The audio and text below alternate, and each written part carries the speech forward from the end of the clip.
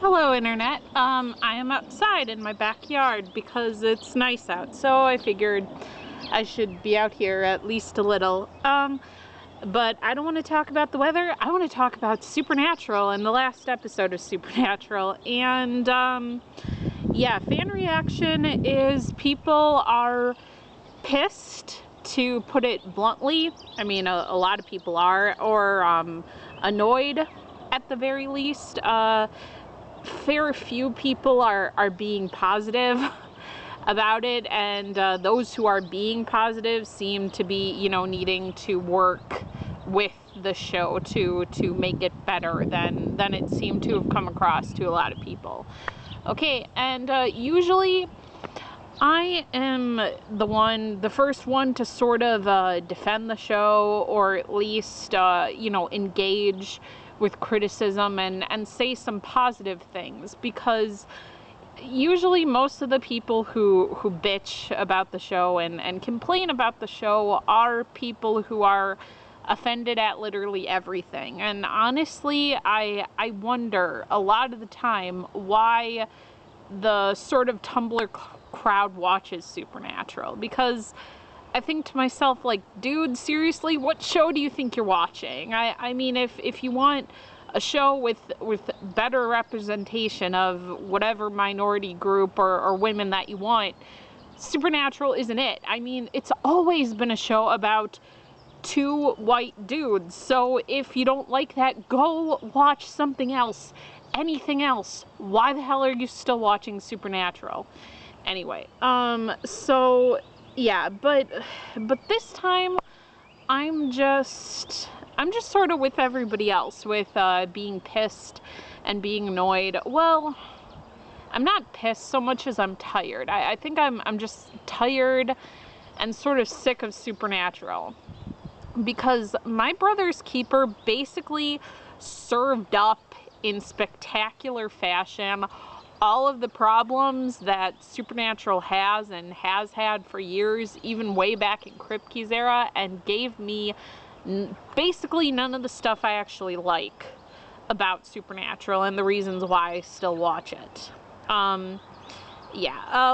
Probably the thing for me that I feel like hasn't been given quite enough attention, that, that really bugged the hell out of me, was Death coming in and spewing all of that stuff and all of that information where like none of that about the darkness and the archangels and all this stuff has never been part of the show before in its 10-year history. However, Supernatural has always been this way. They've never given a scrap of world building or information about their universe that they absolutely didn't need to.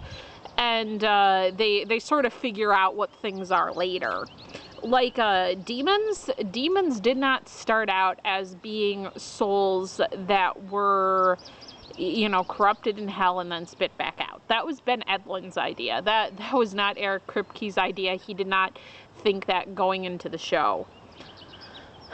And then, angels didn't exist at first, so who even knows if there was a heaven. And then purgatory and like where monsters come from and stuff, that, was all in 6th season. Like no one had come up with a reason, for monsters beforehand. And I'm pretty sure that was Sarah's idea, since, she was who was running things in the 6th season when the purgatory stuff became relevant. So yeah, Supernatural has never done a scrap of world building that it didn't need to. So all of this crap just feels like it came right the fuck out of nowhere, or really like a bunch of lore from the Buffyverse that was kind of like packed together and served up to sort of fit into Supernatural, which, if you're gonna steal ideas from a genre TV show, it might as well be, one of the best and most influential ones of the last 20 years. So, why not? Supernatural has always stole stuff from Buffy, so that's nothing new. And yeah, it's just like, it's just so like blatant, like making, you know, angels reapers. It's like, no, angels were not reapers. You guys are just making shit up. But really the thing that people are most pissed about is now Dean and Sam's relationship is literally the most destructive force in the universe. And yeah,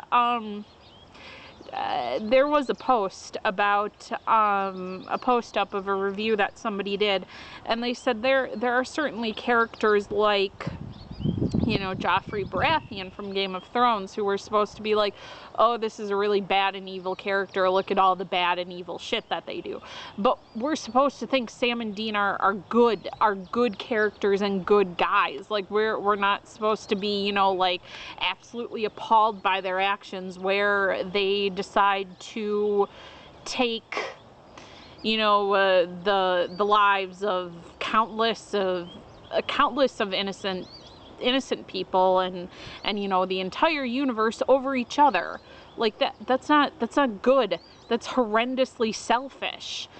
And it just seems like the show like just keeps telling us like how bad their relationship is. It's so bad it gets, you know, at least two people that they loved and who were supposed to be their family and who they were supposed to protect and look out for, Kevin and Charlie, killed.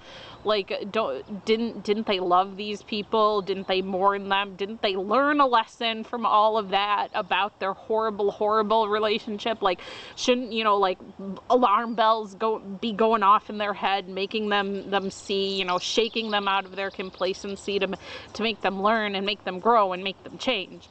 And that's really the reason, a big reason why I've never really loved Sam and Dean on a whole as characters, and right now why I'm finding it even so difficult to even care about them, because of this. And some people have said, and I hope that it's true, that either like the mark compelled Dean to swing wide because, you know, it didn't want Dean to be sent in space if it kind of like has a mind of its own, sort of like the Shikan no Tama from Inuyasha.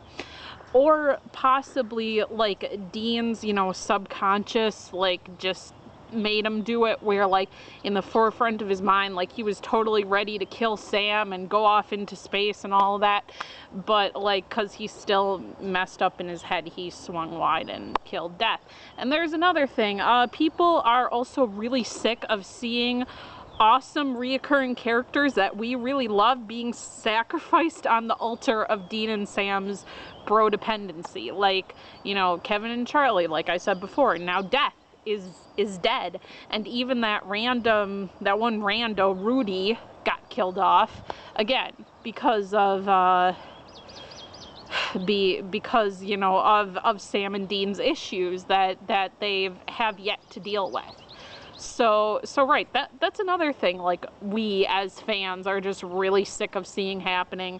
And another thing, speaking of reoccurring characters, how little consideration was given to Cass in this episode by either Sam or Dean.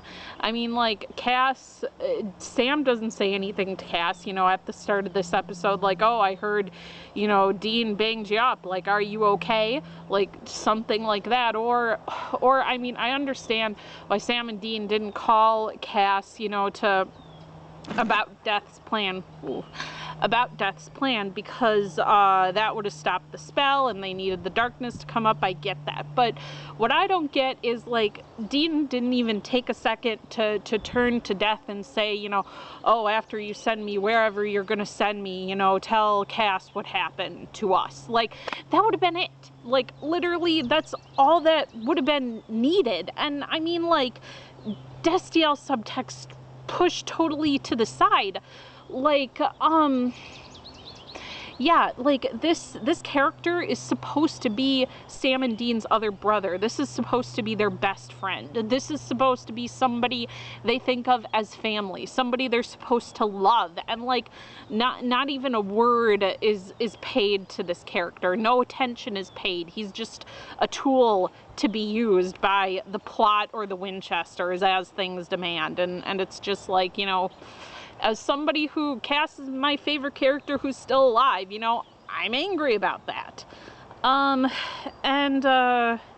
yeah, going into it, I think going into next season, I think next season could be great.